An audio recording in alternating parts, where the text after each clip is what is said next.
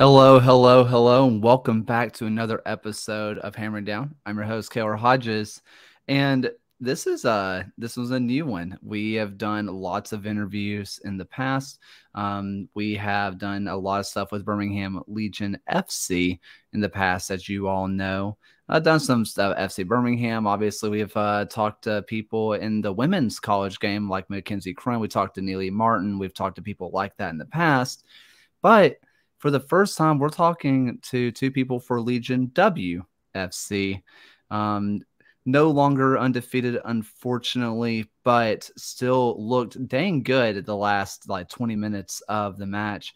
I'm joined by Mac and Kaylee. I'm going to start off with Mac. How are you doing, Mac? I'm good. I'm good. How are you? Doing very well. Kaylee, yourself? I'm just excited to be here. I love that for you. So let's talk about the match of last night just a little bit. We won't harp on it too long. Didn't start off great. And I don't even mean the score line. I'm talking about 5 weather delays. You guys get to Chattanooga, not the worst drive in the world, but not one I want to do every day. No. And then you get to East Ridge, you get to the tiniest locker rooms I've ever seen in my life, and they say, hey, I know you just got here. You're ready to play in like 30 minutes. We're delaying. Yeah. Okay. We got there earlier than we were supposed to. We stopped at a rest stop because we were ahead of schedule. Yep. And so we got to the locker room about hour 15 before we were supposed to warm up. We left super early. And then weather delays, and we had no idea whether or not we were even gonna play. So yeah, they came in and they were like, all right, there's a pop-up storm, we may or may not, we're gonna push kickoff to 7:45. So it was just gonna be a 15-minute delay, and then another delay, and another. It just kept stacking on, and we really didn't think we were gonna be able to play at all last night. So I mean, I guess, were you guys given a tentative plan of what would happen if you didn't play? Would you stay and play at 9 a.m. This morning, or? So the only thing we were told is that basically the cutoff was 10:30 p.m. So we had to kick off by 10:30. And then at that point, it was just going to be a matter of when they wanted to reschedule the game. Yeah. But we would have had to wait until 10:30 to cancel. There was a couple of Legion fans that made the trip up, and for all of us who watched on Chattanooga's 11 stream, and for the people who watched in person, you guys go down early. There was a lot of miscommunications going on. Just they play a very physical brand of midfield, which is a little bit different than what you guys saw out of Tennessee and Tormenta. Yes. And, it seemed like it took a second to kind of, catch up and say what's going on here. But after you guys got the goal back, which I think, was that Haley? Maddie Massey had Maddie Massey, okay. She also played, she's at Furman this year, I think, right? Yes, she's going to Furman as an incoming freshman. Got it. And after that, it felt like, wish that the match would have started after that, because you guys were in complete control after that. I'm going to start with you, Kaylee. Is that frustrating to be like, well, crap, we're playing well now? Yes, especially as a defender, because the first part of the game, it was just a lot of defending. We weren't keeping the ball offensively, which was a struggle because it was just constant transition, constant running back. Their forwards were really fast, and it's just sprint after sprint after sprint. And then when we were trying to go up offensively, we kept losing the ball, which I couldn't tell you what our problem was last night. I definitely think that sitting in a locker room for hours on end, not knowing if we were going to play, did not help. But the other team did too, so can't really make that excuse at the same time. It was definitely frustrating, but I was really proud of the team for after we got the goal back, we had a much better response. So I'm just glad that we didn't give up, because at that point it would have been easy to. Mac, You had just make because they did not release the starting 11. You were starting in net last night, right? Yes. Yeah, I thought so, but they never officially put on the thing to be like, here's the lineup Yeah. for the stream, which this whatever. That is what it is. The second goal conceded, that one was tough because you had a really nice kick save, like a really nice kick save that Thank you. just unfortunately just fell straight in front of an attacker. I mean, it Mhm. look, I mean, people who have played in net, they've dealt with it. They've seen it before. It's not the first time you experienced it, but on a night where, things get delayed, where you show up early, you are having to say, or we didn't even know we were going to play. We're constantly on the back foot. For that just to fall straight to their attacking player, or do you just kind of just throw your hands up and be like, it's just not the night? I mean, yeah, it's frustrating, and after I make a first save, I kind of have to rely on the girls around me to get that second ball, especially because in that instance, I had no idea where the ball went. I couldn't see, so I get up, I'm looking around for the ball, and then next thing I know, it's volleyed into the net. But I think we just made some uncharacteristic mistakes. We were a step slow for the first half. Honestly, after we conceded the first goal, I think we got rattled. And we ended up digging ourselves a 4-goal hole that we couldn't get out of. Yeah. Well, let's move on from this Chattanooga game, because for anybody who has watched you guys this year, and yes, early on in the season, but also in the W League and all these summer leagues, right? This is a short schedule anyway, so you can't say it's early on in the season because you're already like a third of the way through it. Yeah. And you can sit there and say this is just a blip on the radar, and not even just this year, but for people who don't know, this is essentially Alabama FC, which is now, the Birmingham WFC. You guys have all played together for a long time at this point. Yes. Kaylee and I have played together since our sophomore years of high school. Yeah.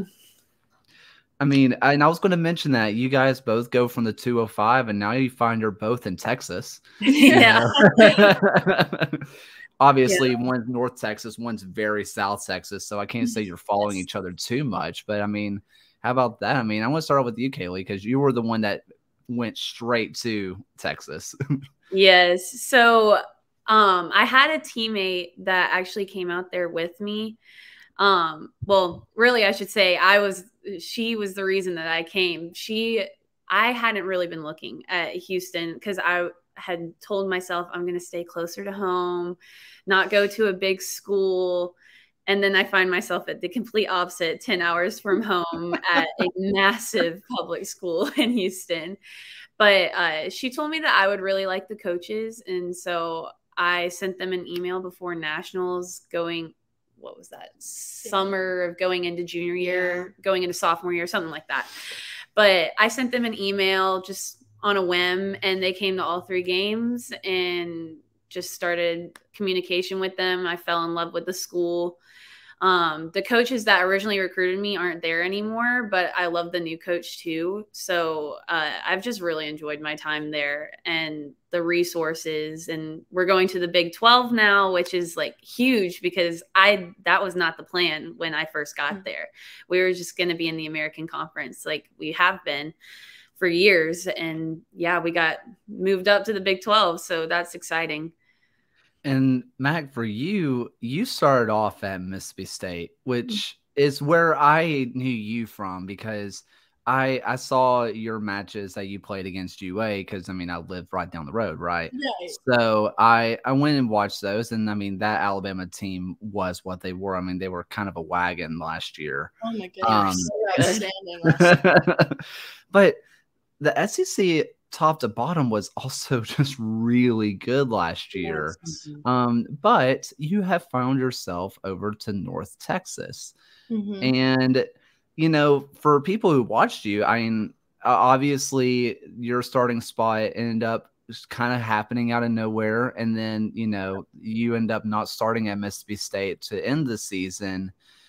But, you know, whenever I watched you, I was like, that's a real GK1. Like, and then I saw you're moving over to North Texas. And for a lot of people, we were like, oh, okay, so she just wants to be bona fide GK1 for sure. But why North Texas? You know, I just thought it was the next best step for my personal career. You know, I was number 2 until all of a sudden I wasn't number 2 because of GK1 getting injured. And I just realized how much I really missed playing 90 minutes, and I improved so much over the course of, I think, like 8-ish games that I played over the season, something around that number. And I also just wanted a change. You know, I realized that due to COVID, I didn't really know what I was getting into with Starkville, and it just wasn't the college town for me. So I just made a decision that made me happy. I mean, whenever I did my quick roster breakdown, which if people want to read that, that's going to be in the description. I mean, the first thing I saw whenever I watched your tape was natural shot stopper and just like real deal, just raw talent there. And it was a little unfortunate that you didn't get that playing time, because I think everybody that watched you was just like, whoa, this person's just kind of just been waiting in the wings.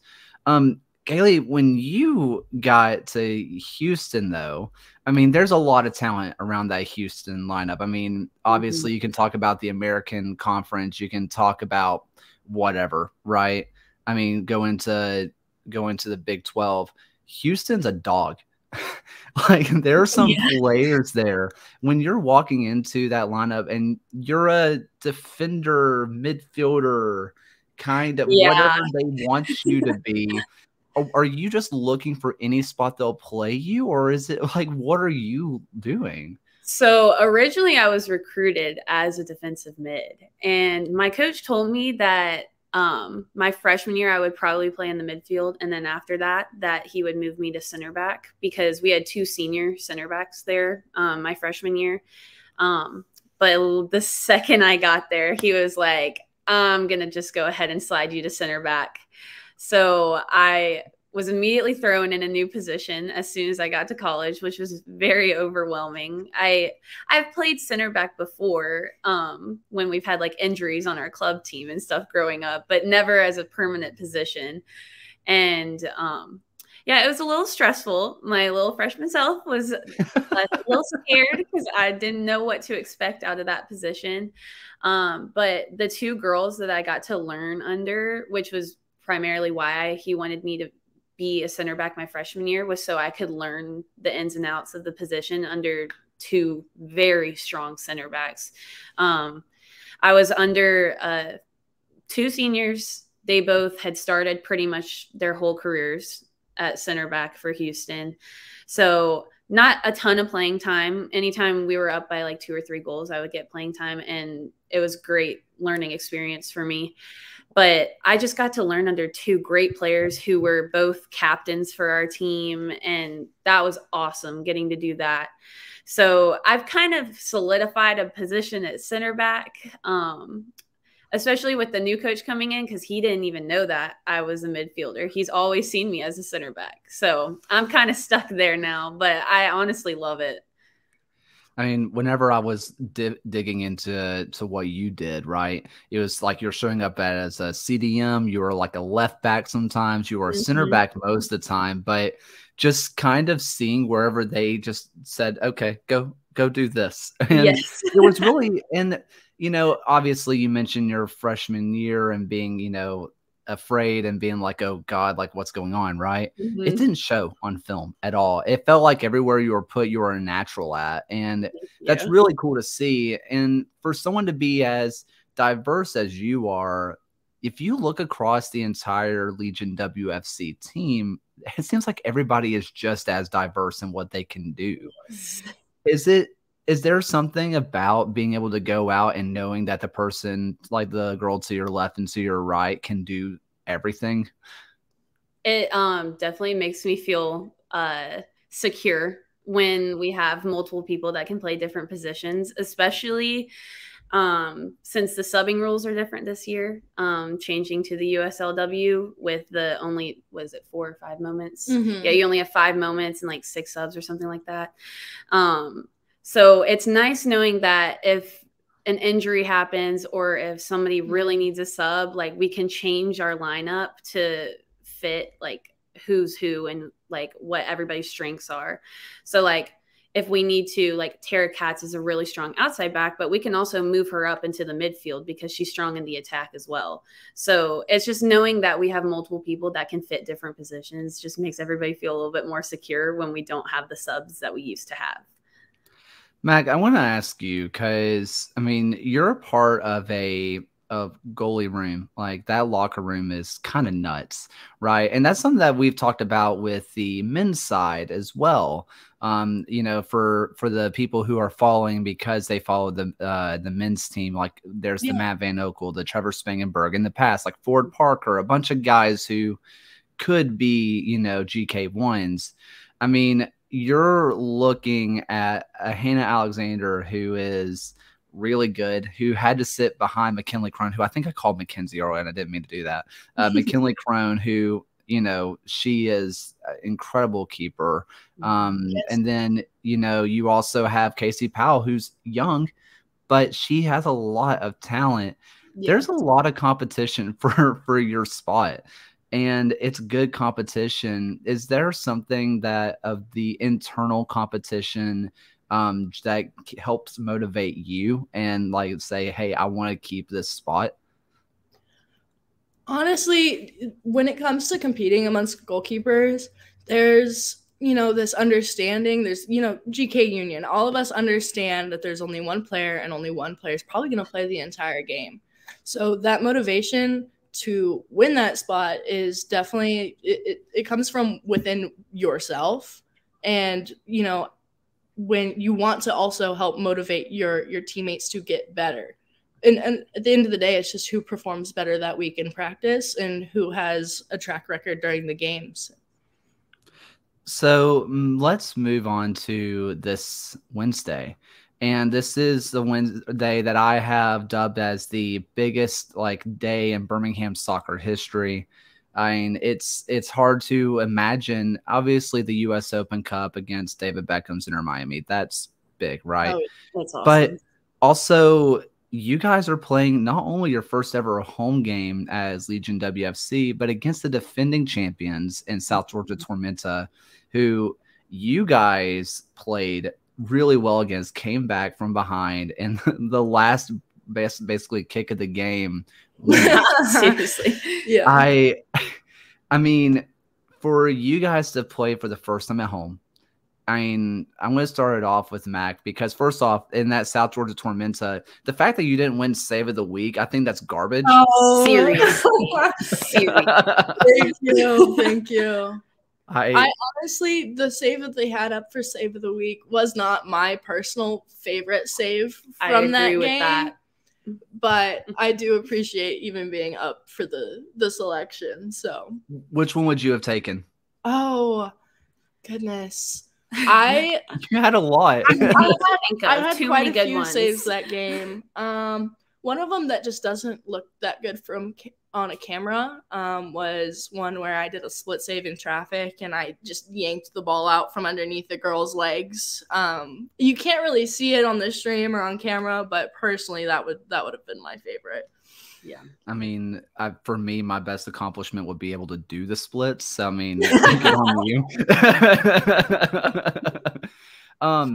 But you know, playing against Tormenta, whom you've already played, and you ruined their homecoming. You know, they want to do it. They want to do it for you guys too. You know, what's kind of the feeling of anticipation, at least for you, especially being able to play in Protective before the U.S. Open Cup, which is sure to bring in, you know, a fair amount of fans who just want to get in early. It's exciting. I think we're all really excited to finally play at home after this, you know, pretty honestly long stretch of traveling, you know, 3, 4, 5, 6 hours away to play our games. Of course, we're super excited to have home fans, you know, besides, you know, our parents and some friends traveling the distance. And yeah, just looking forward to playing a really good team at home, which is, it's a winnable game. It's going to be, you know, high competition. It's going to be competitive, but you know, first game against Tormenta, we had one practice before we went into that game. Everything else got rained out. So I think chemistry should be better, and hopefully we'll put on an even better performance than we did when we were at their place. Yes. Kaylee, for people who haven't been able to watch either the Tormenta or the Chattanooga Red Wolves stream of those matches, what can they expect out of you guys? And honestly, I mean, obviously don't give away too much of the game plan if, you know, somehow, you know, they're listening. But you guys have played against them too already. So is there, you know, what can fans just kind of expect from not just you, but also Tormenta? I'll start with Tormenta. Tormenta is a physical and fast team that's not afraid of a fight. They have some really quality players, especially their forwards. They are really good. They definitely gave us some problems in the first game. But I think I'm confident that our back line has gotten better over the past few games and can deal with the pressure that they put on us this game. From us, I would expect a team that is trying to play solid with passes and keep possession. Really, we don't like to just play kickball, and I can't stand kickball. So I'm very glad that we're a possession-oriented team. So really that's what I would look forward to, some really creative passes, some forwards that are so skillful on the ball, that can create opportunities for us. I'm hoping that we can get some more goals this game.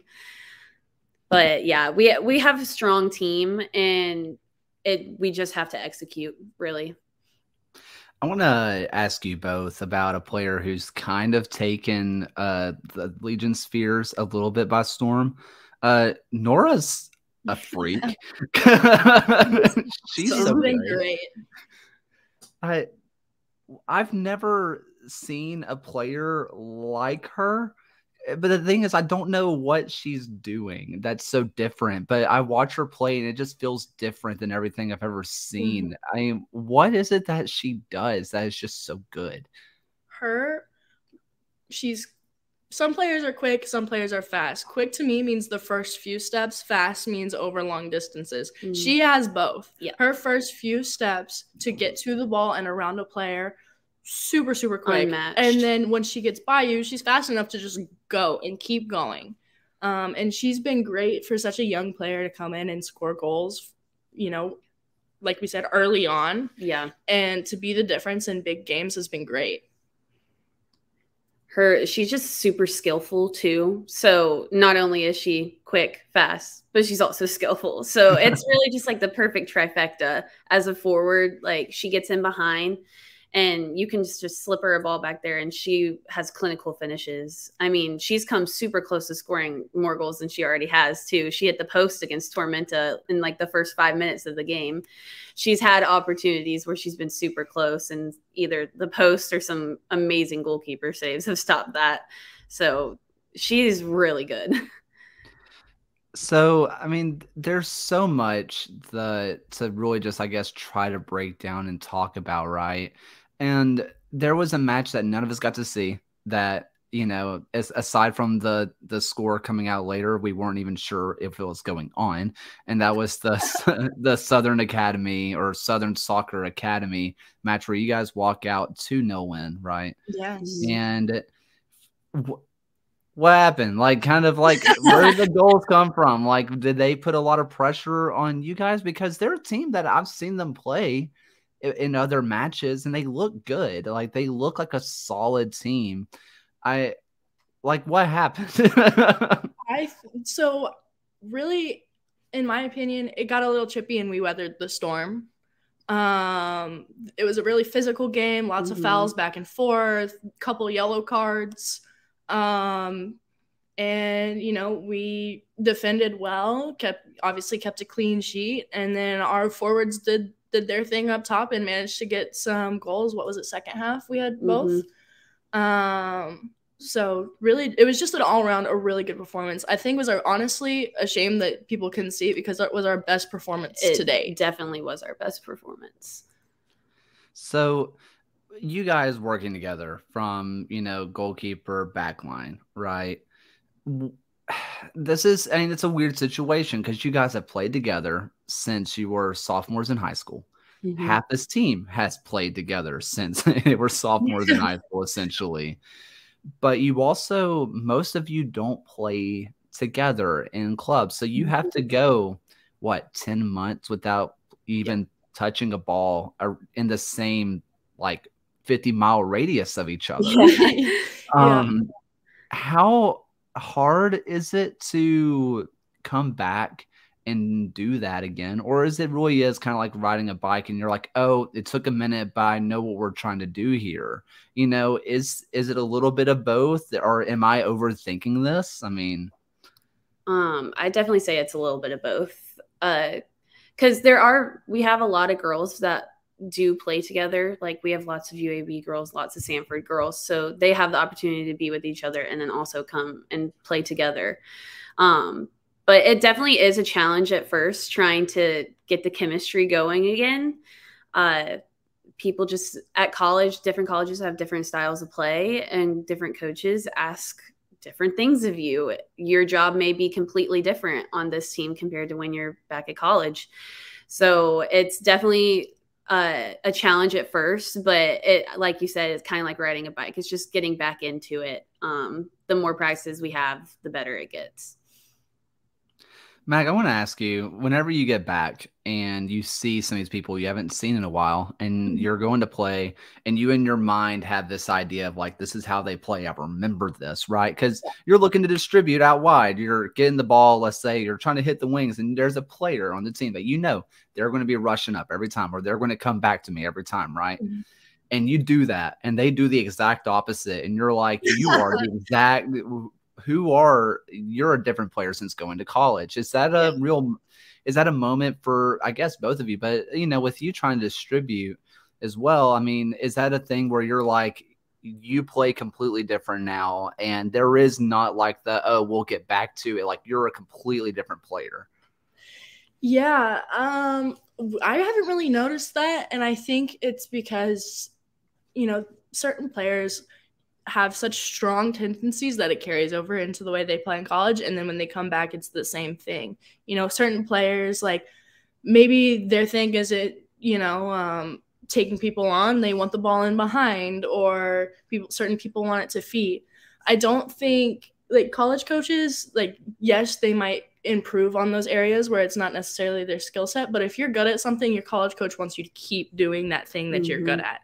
So, just playing to their strengths has always, been the safe option pretty much. So, so kind of, I guess, trying to bring everything together now. And like I said, we want to make sure Protective is as packed for you guys as possible, right? For people, like I said, there's some people who don't really understand what the W League is, right?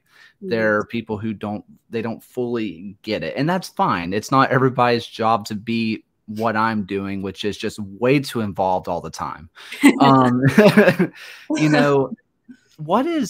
For summer leagues for the women's game right now, because the pyramid isn't as fleshed out, right? There is Super League coming. There is the WPSL Pro that's around now, and there's obviously NWSL, but there is a pick your poison of summer leagues of UWS or the UWS of WPSL, now USLW League, and you guys probably also have teammates who are just training with NWSL clubs themselves. They aren't on the roster, but they're there.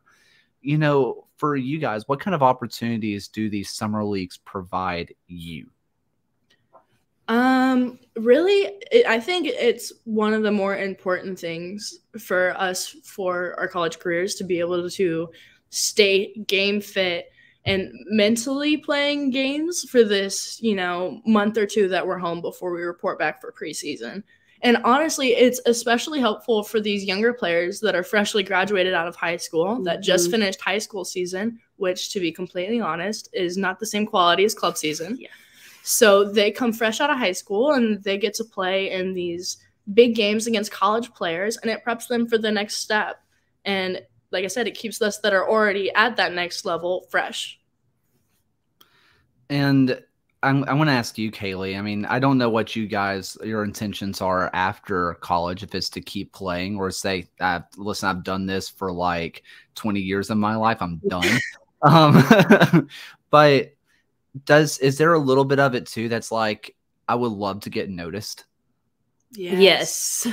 It is really nice to get to play super big quality teams against other quality players.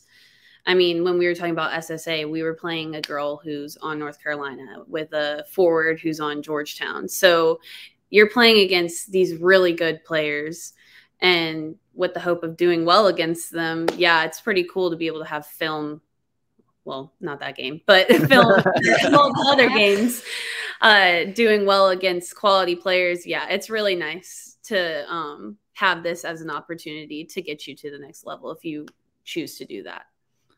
When you're looking at the USLW League, right? Tormenta has three girls that went on to play in Europe from last year's squad. SSA, I think, have a girl that just won the U20 World Cup like yesterday. Yeah. There's a lot of talent everywhere. I mean, half of your team are bona fide stars in their respective club that are going to be playing at a higher level. For you to be able to show that not only are you on the roster, which when you're looking at some of these rosters, it's just an honor of itself, but to be starting and playing and truly competing, like, is there just something that you're trying to show this to scouts, showing this to eventually agents, be like, push this out, like, look at this? Yeah, I think that, the level of these games is so similar to these college games, and sometimes even better, just because, I mean, who is it that's on UNC? Not UNC, but NCFC. I can't remember. Oh, there was the former U.S. women's national team, right? Heather O'Reilly. Heather O'Reilly's playing in the same league as us right now. I mean, you have probably some of the best players in the country for women's soccer that are continuing to play in these leagues over the summer. And it's incredible to get film from these games, especially as a goalkeeper, to say, oh, I had a save against so-and-so. Yeah. Like, it's great, and it feels honest. It's so much fun to play too. So, I mean, I guess kind of on that same point, I mean, it's also just bragging rights to go back to your school and just be like, hey, check this out. Yeah. Yeah. I know, my coaches have watched at least the stuff I've posted on Twitter about our games and stuff like that. And our coaches encourage players to do this kind of stuff over the summer, just because it is so good for us. And if you do want to go, above the college level and play professionally, like we've had girls, Haley Whitaker played with us last year, and now she's over in Finland. So there's yes, and so there's definitely a pipeline there, and it makes so much sense for leagues like this just to be there for us over the summer, even though it's not a long season. I felt this belief, and you both have played in high college, rankings. Granted, the conferences and the divisions don't really matter as much, I think, in soccer as they do in, like, say, football, right? Yeah. Like, there are Division III teams that can whoop up easily on some D1 teams, and that's just kind of how they build the thing. I have stood by the fact that I genuinely believe that there are collegiate teams that could easily beat some NWSL clubs, because there's just so much talent at this college level that, I mean, if just in my opinion, the college level at times is truly the second like second division of women's soccer. Yes. It's so good. Can you guys speak on to what the level is like in college? I played Alabama twice this past season. Riley Mattingly, Raina Reyes. Oh my gosh, yes. Just, the list goes on. I mean, I played Ashlyn Sorepka, who we're now playing with. Yeah. She scored on me in the conference tournament. It's just playing teams like that. It is completely unreal the level of players that you're playing. Like the SEC, there were games that I was like, wow, this is one of the best players I've ever stepped on the field with. Mm-hmm. And you know what? So many of them go unseen. One of the best players that I don't think got as many accolades as she should is Macy Hodge at Mississippi State. Outstanding player. Mm-hmm. Good. There's so many players that even fly under the radar like that deserve to play at a higher level. Mm-hmm. And I mean, obviously now going into the Big 12, but even the American, I mean, some of the teams that you guys were playing in the American were ridiculous too. Yes. Mm-hmm. Like UCF is crazy. They're powerhouse. Them and USF. Mm-hmm. They've had so many players. They had so many players go like across seas. Like they had a few go into the NWSL. Like the American Conference was really strong this past year. Houston struggled, but we're on the up. So and now I'm in the American. Now she's taking it in the American. So I mean, the American Conference was super strong. It was a toss up every game of who could win. Like the talent is crazy. Can I, Kaylee, can I ask you about a teammate? This is not anything about the WFC. Is Jana Singleton as good as she looks on TV? Oh my gosh, yes. Jana is amazing. She's so good. I wish that she was taking her 5th year, but I understand why she's not, because she's using this to go out into the big world and she's killing it. She's everything that she does, she's amazing at. She's amazing in like marketing and stuff. She's so good at that. And she was a bright spot for our team last year when we didn't have that many. So she is a great person and great player. When I was watching, because I tried to watch a little bit of film on everybody on the roster, which for some people was harder than others. I was trying to watch you, and then I kept watching her, and I was like, oh my God, who is she? Yeah. She's so good. So back to the home opener one last time. You guys have a lot of talent. You guys have a lot of players to look out for. I mean, it's for people who don't, I mean, there was a thing that people saw, like the massive roster that comes out, but what people don't realize also is that, your colleges may recall you early for training and stuff like that. Mm-hmm. So they have to be ready for stuff like that. So on and so forth. I just want to know, for fans who are coming to watch you guys for the first time, some players, obviously, to say, hey, you want to watch her. Obviously, your entire roster is incredible, but like, who's like one person that's just fun to watch? And also, how would you guys like fans to support you? And I know that seems like a very broad, thing, but I know there's some clubs that are like, hey, we want you guys to do the same chants as the men's games, do all the same stuff as the men's games. But there's also like, hey, video, like take pictures, show that you're here, show that you're having a good time. Is it a combination of things, or, like, what do you guys want to see out of the first ever home game? Honestly, anything and everything. We don't be afraid to reach out to us personally. Mm-hmm. Either we would love to meet you guys, meet whoever, take pictures with you, and bring the same energy that you do bring to the men's games, because the energy that we saw at the most recent game that I was at against Charlotte was amazing. Mm-hmm. So just bring whatever energy you want to bring. If you want to do the same chance as the men's teams, go for it. If you want to come up with something new and wild and crazy, do it. And like I said, don't be afraid to reach out to us as players individually, because we would love to meet people. Absolutely. Let's see. I think that's about all I had on the docket. For you guys, if people do want to reach out to you and say, hey, I would love to meet, or just say, hey, Matt, Kaylee, you guys had wonderful games and just want to tell you, where can they find you?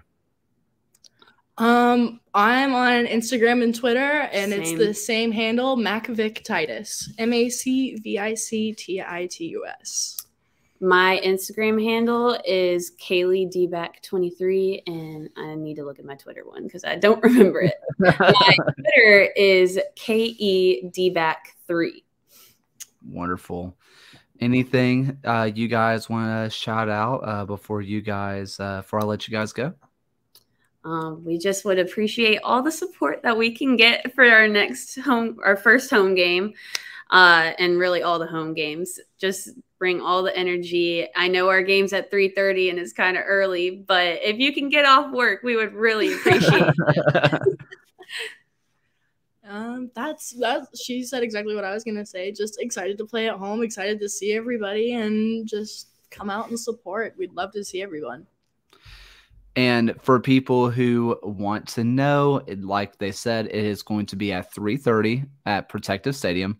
My understanding is that your ticket to the Inter-Miami game gets you in. It may not even have ticket. You might just be able to walk in. I don't remember which one it is. And for matches that are not double headers, because there are going to be 3 double headers this year, including this Inter-Miami match, there will be 3 double headers that you should come to. But if you do not want to mess with double headers and you say, I just want to go support the women's game, and that's it, great. Love that for you. Please do that. I'm going to try to be at all of them. Spain Park is going to be where the home games are at. Yes. And go down there. I think it's ticketed. I'm not positive, but go down there, support the ladies. I mean, it's going to be a blast. It's a good team that will be competing for this division and is still, I think, still top, I think. After last night, we're in second. Yeah, officially in second. Chattanooga before last night's game. Yeah. Well, luckily there is a second leg to this, and you guys can just put it all to rest at home. So, yes. So check it out. Check out all the stuff. Also, I'm just going to throw it out there. The WFC hoodie is the softest hoodie I've ever worn in my life. My mom said the same thing. She loves her hoodie.